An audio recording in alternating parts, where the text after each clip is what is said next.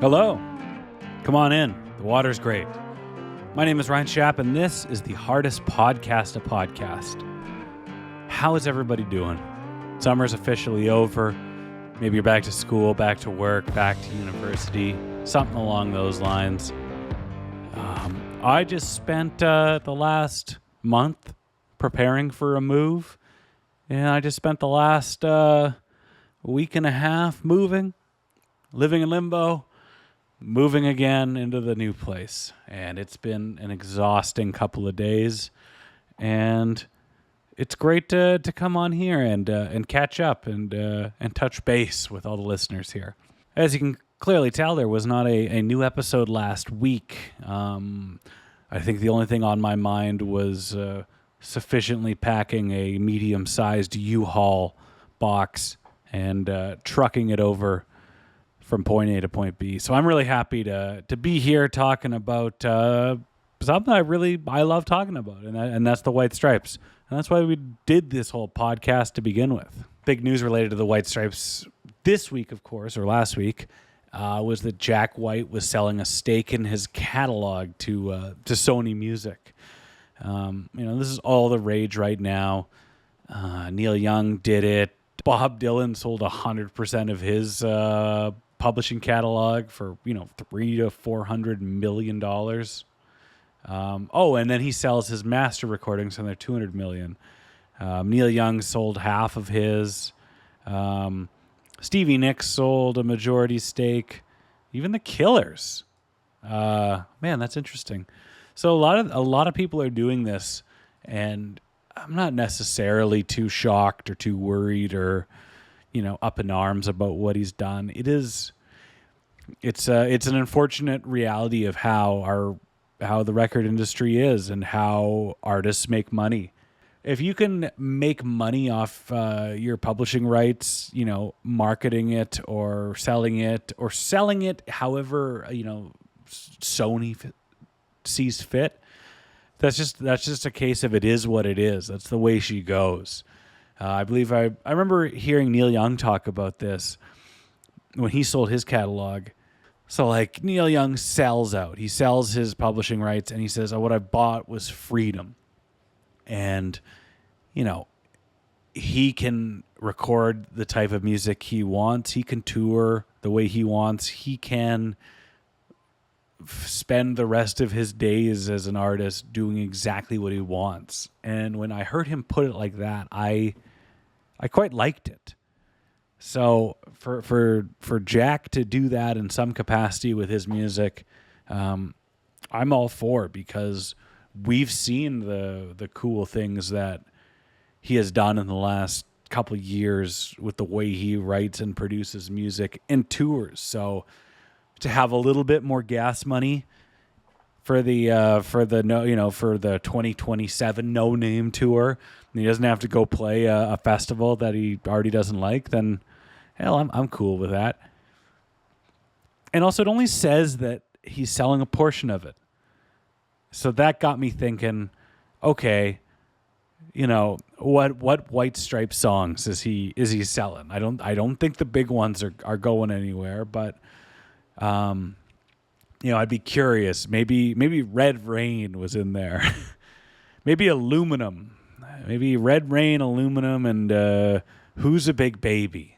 They'll take Who's a Big Baby and they'll record it a little easier on the ears, and then they'll sell, it'll be in a Pampers commercial, or I don't know, a Dribble Bibble, or a onesie commercial, or whatever the hell they're selling. They're going to use that song. Everybody's going to look like geniuses. So I was starting to think about what some of my least favorite White Stripes songs are. There's some skippers. So yeah, I'm sure Jack White has just sold them Who's a Big Baby, Aluminum, Red Rain, maybe Instinct Blues. Oh, that's a good song. I want to know what are your skippers? What song do you hope is included in this big sale to Sony? There's a couple on the backside of White's Blood Cells that fans aren't the craziest about, and neither are the bands. So, hey, maybe they can toss those in. Speaking of all this cash that's getting thrown around, if you want to support this show, if you want to help me out, help old Ryan out, you can go to buymeacoffee.com/hardestpodtopod. That address again is buymeacoffee.com/hardestpodtopod. And listen, we just spent the last week moving. We just spent the last month prepping for moving. We just bought our first home.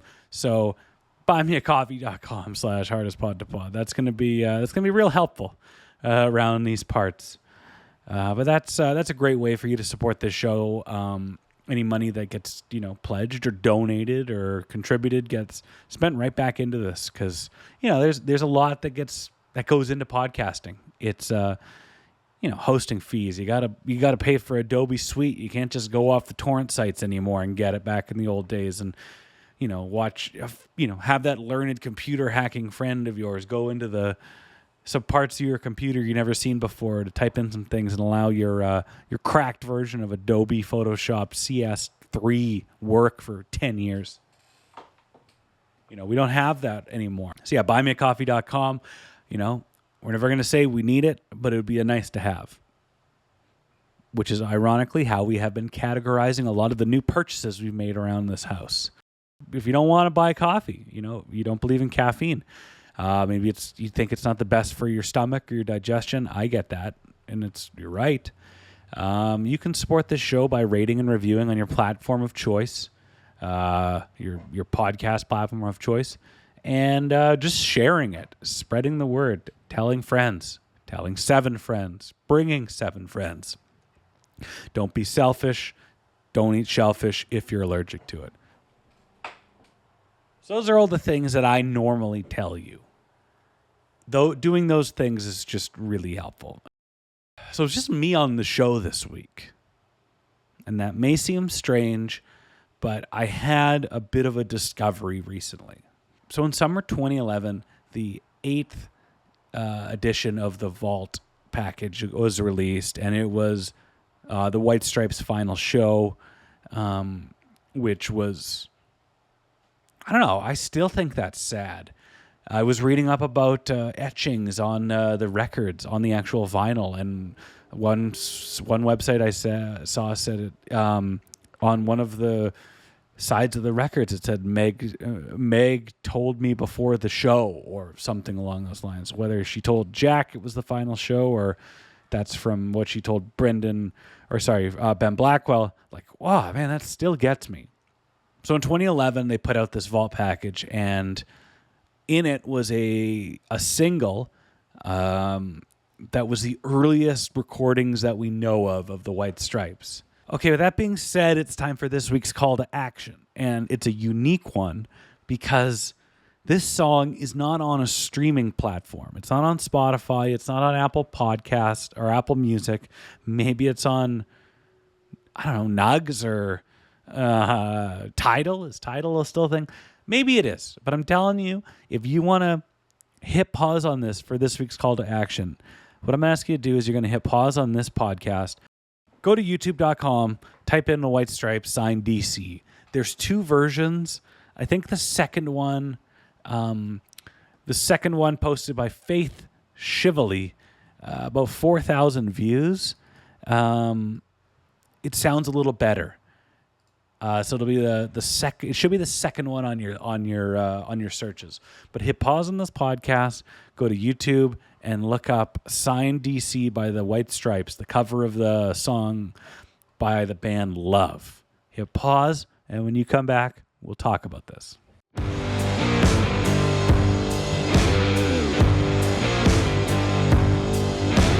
We're talking about "Sign DC" this week. And it's just me. I'm telling you about it because a couple weeks ago, I was on like the White Stripes discography Wikipedia, and I was looking at singles.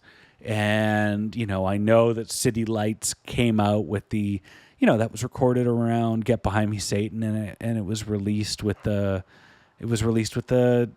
Jack White acoustic recordings. Like, that was a fun discovery. And that's a very nice kind of under the radar song.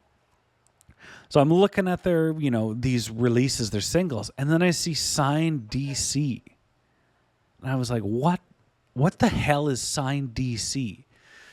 To give you some context, like, in 2011, I think when the White Stripes did the final performance on Conan O'Brien and then kind of were in limbo, I kind of just had to like disassociate, and I think didn't want to come to terms with them being, maybe not as active a band in my life as they were for the previous 7-8 years. And so I kind of took a step back and didn't, and I think my mindset was if it's not a new song, a new album, or a new tour, like I'm not into it. I'm not into scraping the bottom of the barrel for stuff. No knock to the White Stripes for doing it, because I love it. I think there was just a lot of cynicism in my millennial head at the time. Also, in that summer, my favorite hockey team, the Vancouver Canucks, went to the Stanley Cup Finals and lost, and then they rioted and burned there was a lot of cars set on fire in Vancouver after that. So my mind was in the run to the cup, the loss, and then the horrible emotional and literal hangover that followed. So I had no idea that Signed DC or this Otis Redding song, I've Been Loving You Too Long, came out. And I'm being 100% honest with you, I did not remember it. I had no clue about it. I was not in the tax bracket to be buying the vault packages at the time, especially when, like, I think the first one was a mono pressing of Icky Thump. Like, I'm not spending $100 on that. I'm on Wikipedia the other week, and I'm looking at the singles, and I'm like, okay, I'm booking guests, and I'm figuring, who could talk about what. And I see Signed DC, and I'm like, what the hell is that? So without listening to it, I type it in, and I find out that, okay, it was in a vault package, so that's part of their catalog. It was released. I don't think they're demos, and that's probably, this is maybe an asterisk episode, but they didn't seem like demos. Like, when you hear something that is incomplete. Signed DC sounded very complete to me. And so anyway, I waited. I held off on listening to it because I knew, I'm like, that's an episode I might want to do by myself. I might want to instant reaction, or have it fresh in my mind, or listen to it once. I've listened to it a lot, and I'm not going to lie. Because last week when we're in limbo, or we're staying at the in-laws, I got a folding table and chair up with my computer and everything, doing work, and I'm like, just to kind of get out of the moving mindset and into, the creative one, I'm like, I'm going to put that song on. And my wife, Amanda, our assistant editorial producer, was nearby, and I have I don't know. I have a toxic trait of being extremely vague and very nice requests. So, I should have said as she's walking by, hey, do you want to come listen to this White Stripes song with me? I've never heard it before, and let's listen to it together. Instead, I just turned to her ominously. I'm like, do you want to come over here and experience something unique with me?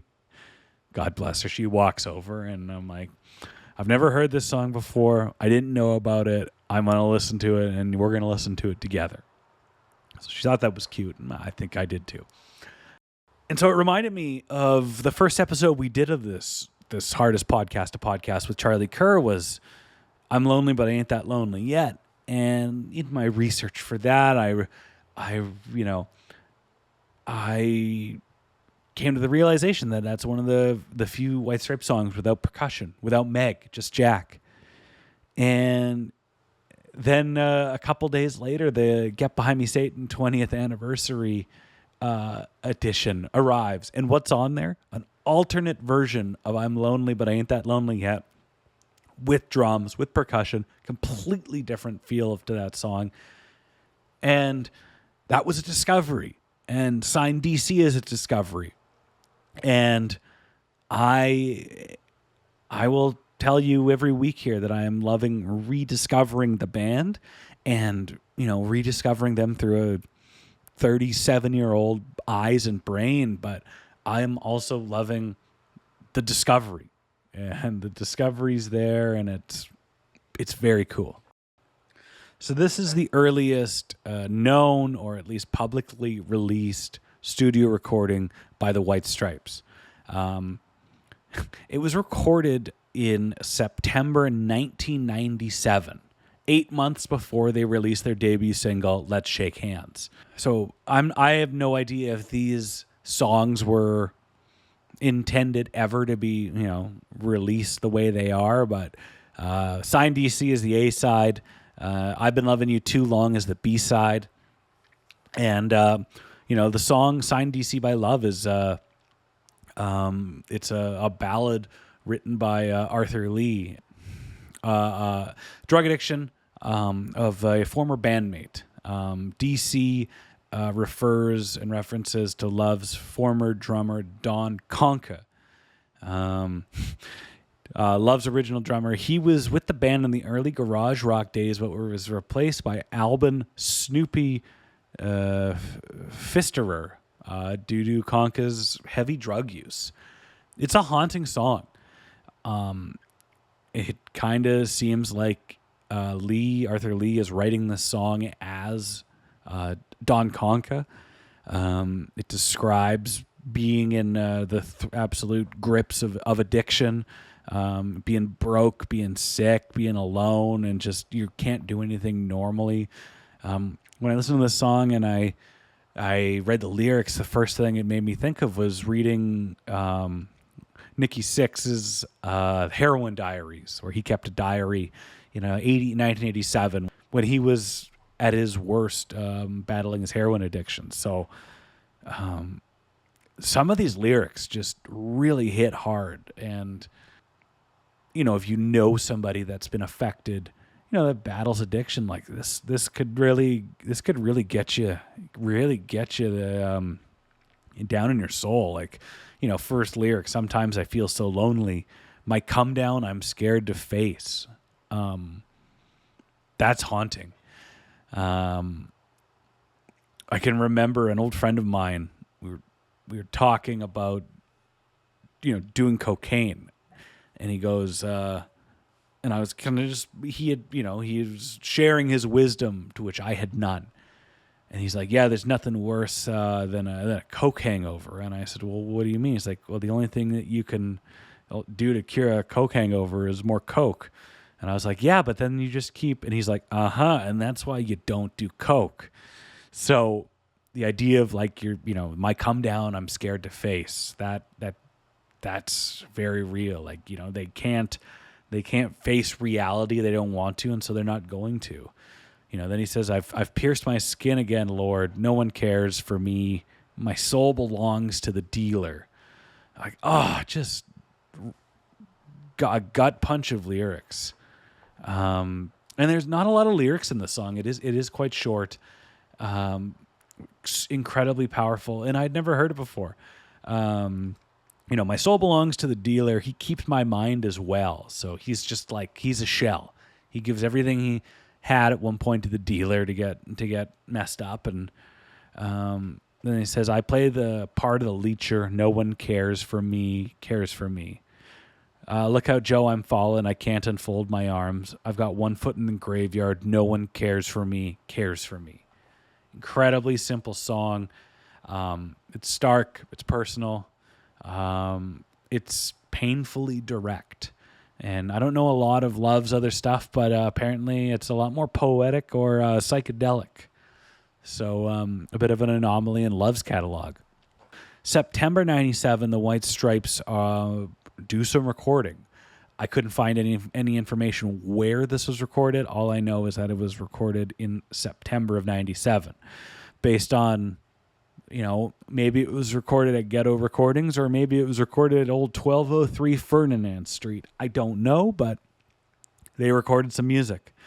This song predates Let's Shake Hands, the duo's 1998 debut single on Italy Records. I believe it was in Pitchfork. They wrote that the cover of Redding's classic soul ballad on the B-side doesn't come close to the soulfulness of the original, but it probably wasn't meant to, as it was converted into a minimalist garage rock song. Well, the A-side's faithful version of the moody Arthur Lee ballad about drug addiction comes remarkably close to matching the original version's feeling of detached hopelessness. And I got to agree with you. These songs are, the original version and the White Stripes version are very similar. These are very stripped down songs, very minimal, incredibly personal, and there's not a lot to take away from you hearing what the narrator is trying to tell you. And when I heard this song, I got to thinking, the White Stripes have such a, legacy with covers, and they made covers so unique and completely made it their own. But I think at the time when they're having these primitive, initial meetings or practices or jams and such a unusual style of band or just, formation of a group, that they're kind of looking at like, okay, what songs could we do well?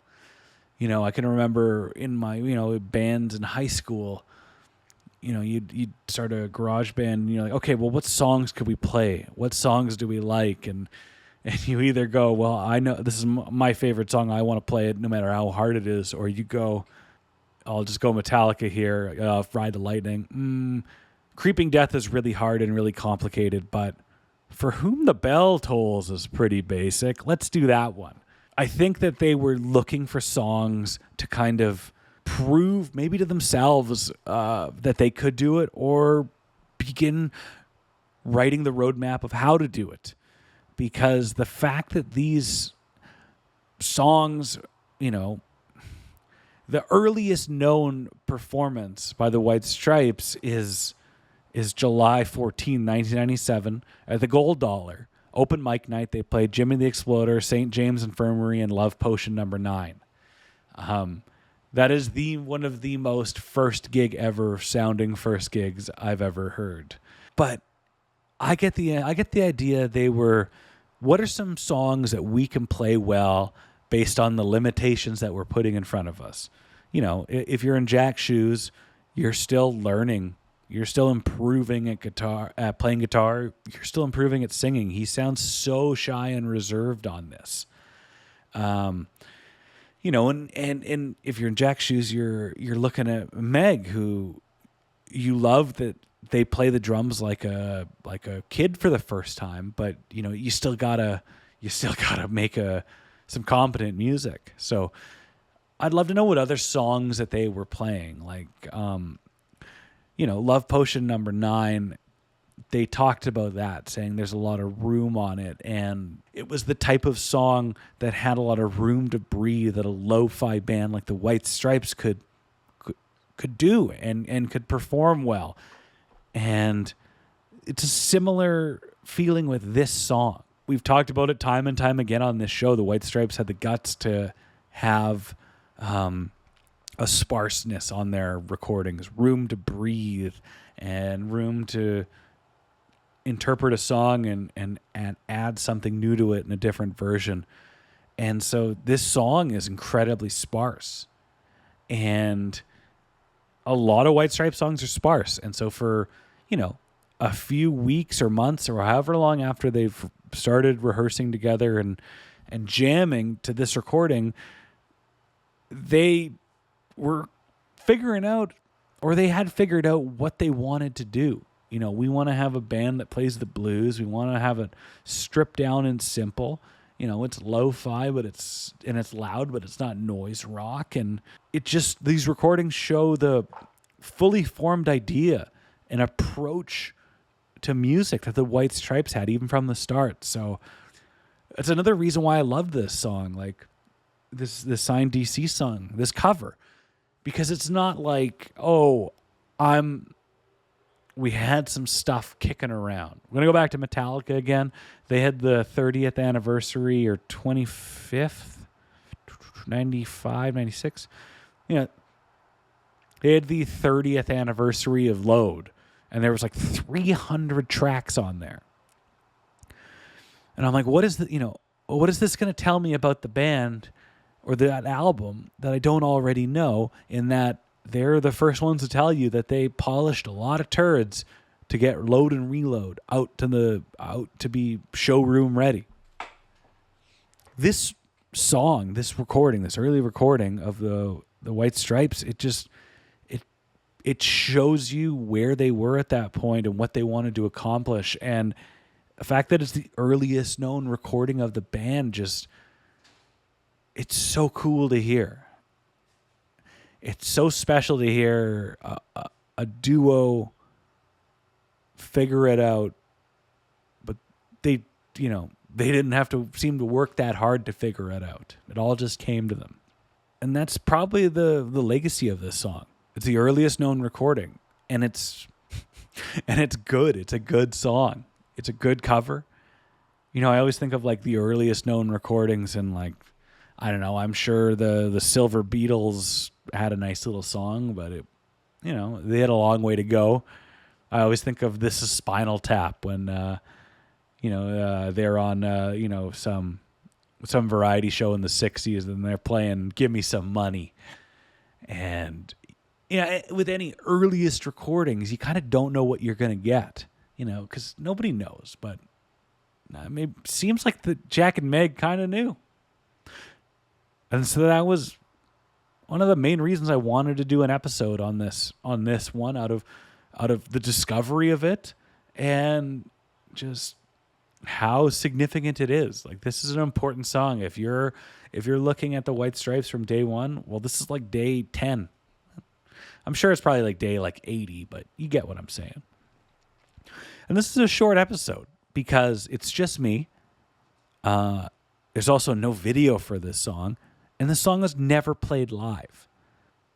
And that's another really cool thing about it. The White Stripes play a lot of covers. How they came back from a gig in Australia, and they open up with 2 AC/DC covers with a bass player on stage. They're not afraid to do covers. But this is a cover. This is a different type of cover. This is not Jolene. This is not Conquest. This is not I don't know what to do with myself. And it's not any amazing, Delta blues cover that just completely shaped Jack White's taste in music. This is a cover that a primitive lo-fi guitar and drums outfit play it well and showcase what was special about them. And so that is really cool. That's special, and it's an important footnote in White Stripes history. Okay. That was Ryan. I'm Ryan. This is Ryan. I hope you enjoyed that. I hope you enjoyed just me talking, just me speaking, sharing my thoughts and opinions on this little thing known as rock and roll. If you like the episode, let me know. Send me a DM. Send me an email, hardestpodtopod@gmail.com. We'll be back in full swing, full steam ahead next week. The home's set up. Our office is put together. I'm recording an episode on Friday. And I know what the song is, and I will not tell you. But here's a hint. Loud guitars and handwritten lyrics, I think. The Hardest Podcast, a Podcast, is hosted and produced by Ryan Schaap. Artwork by Catlin.